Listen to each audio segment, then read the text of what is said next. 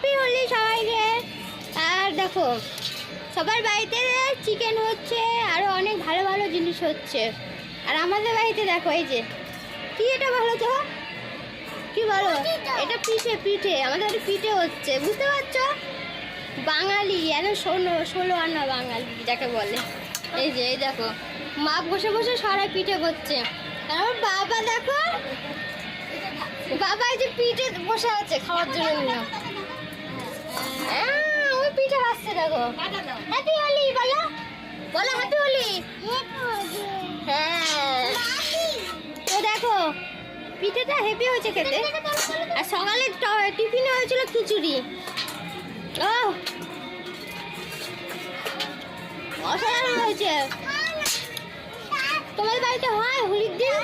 আমাদের বাড়ি স্পেশাল রান্না হয় হোলির দিন।